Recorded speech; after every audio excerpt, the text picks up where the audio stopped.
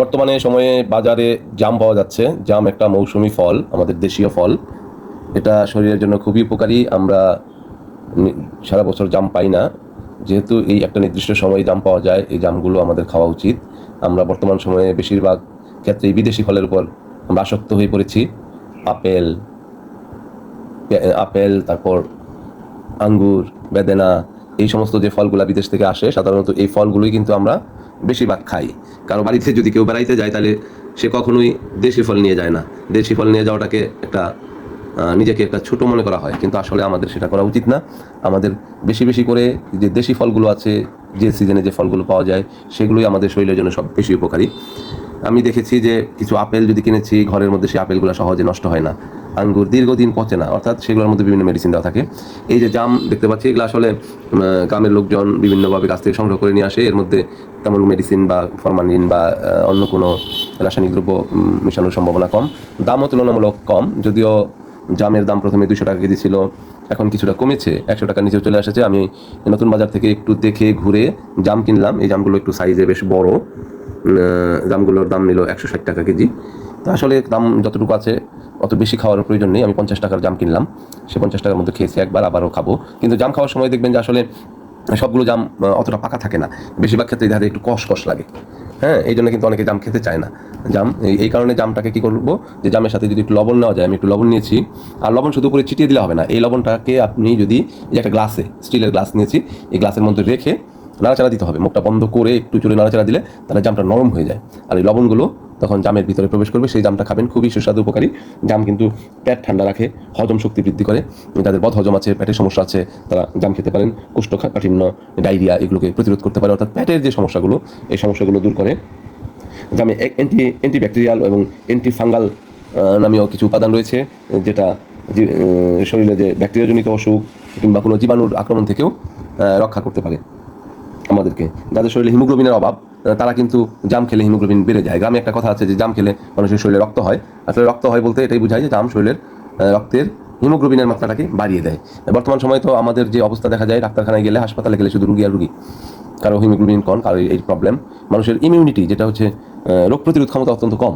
এই রোগ প্রতিরোধ ক্ষমতা বাড়ানোর জন্য আমাদেরকে বেশি বেশি করে দেশীয় ফল খেতে হবে। অনেকে আঙ্গুর, আপেল, বেদানা, নাশপাতি এগুলো খায়। খেজুরও ভালো ফল, খেজুরের মধ্যে প্রচুর ক্যালোরি রয়েছে। কিন্তু খেজুরের সেই সৌদি আরব থেকে বা অন্যান্য আরব কান্ট্রি থেকে আসে দীর্ঘদিন থেকে, সেগুলো কিন্তু টাটকা থাকে না। এই ফলটা আপনি টাটকা খেতে পারেন, কম দামে খেতে পারেন। এই জন্য আমি মনে করি যে আমাদের প্রতি সিজনেই এই জাম খাওয়া উচিত। জামের মধ্যে কোনো কোলেস্টেরল নেই, চর্বি নেই, যার জন্য এটা শরীরে কোনো ক্ষতি করে না। এর মধ্যে প্রচুর ভিটামিন রয়েছে, ভিটামিন সি, ভিটামিন বি এগুলো রয়েছে, যেগুলো আমাদের শরীরের জন্য খুবই উপকারী। আবার জামের যে বীজ আছে, জামের বীজ যদিও আমরা খাই না, কিন্তু জামের বীজও কিন্তু আমাদের শরীরের জন্য উপকারী। এই জামের বীজ যদি কেউ খায়, সেটা আমাদের শরীরে রক্তের শর্করা নিয়ন্ত্রণ করে। হরমোন, যাদের ডায়াবেটিক্স আছে তাদের তো মূলত হরমোন নিঃসরণ হয় না, এই হরমোন নিঃসরণের জন্য এই জামের বীজ উপকারী।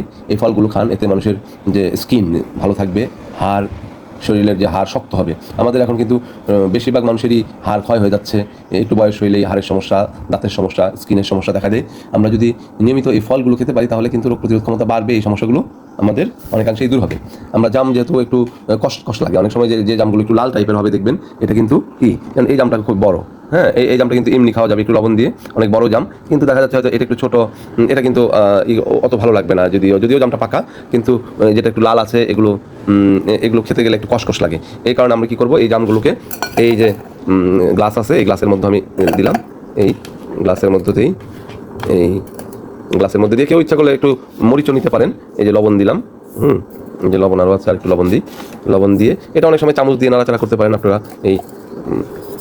আসলে এইভাবে নাড়াচাড়া করলেও কিছুটা হবে, সবচেয়ে ভালো এরকম করে আমরা এটা ঝাঁকাবো। একটু শব্দ হচ্ছে, প্রায় দেখবেন যে ট্রেনে, বাসে চাইতে ট্রেনে আমি দেখেছি যে জাম বিক্রি করে, ওরাও কিন্তু এভাবে করে। আমি সেদিন 20 টাকার জাম কিনে খেয়েছি, ভালো লাগছে। তো আপনারা এভাবে করে প্রতিদিন একটু জাম খেতে পারেন। দেখেন এই জামটা কিন্তু অনেকটা একটু নরম হয়েছে, আরেকটু নরম হবে। এই জামগুলো যদি আমরা প্রতিদিন খাই, বাচ্চাদের খাওয়াই, তাহলে অনেক রোগ থেকে আমরা রক্ষা পেতে পারি। বর্তমান সময়ে আমরা বেশিরভাগ নির্ভর করছি ওষুধের উপর।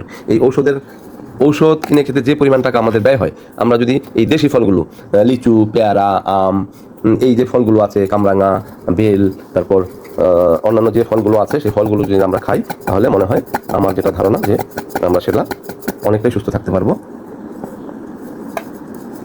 এই দেখেন একটু লবণটা মিশে গেছে। হ্যাঁ, বেশি করলে আবার নরম হয়ে যাবে। এই যেটা খেতে আশা করি খুবই ভালো লাগবে। খাইতেও বেশ টেস্ট এবং নরম লাগতেছে। আমরা আশা করবো যে আপনারা দেশি ফল খাবেন আর এই আমার চ্যানেলটি ফলো করবেন। সুস্থ থাকার জন্য আমি কিছু কিছু টিপস দিব আপনাদেরকে। আশা করি যে এতে আপনাদের কিছু কিছু উপকার হবে। তো আমার চ্যানেলটি ফলো করবেন এবং শেয়ার করবেন, এবং বেশি বেশি লোক যাতে উৎসাহিত হয়। আর আমাদের যে একটা সমস্যা হচ্ছে মোবাইল আসক্তি, এখান থেকেও আমাদের একটু দূরে থাকতে হবে।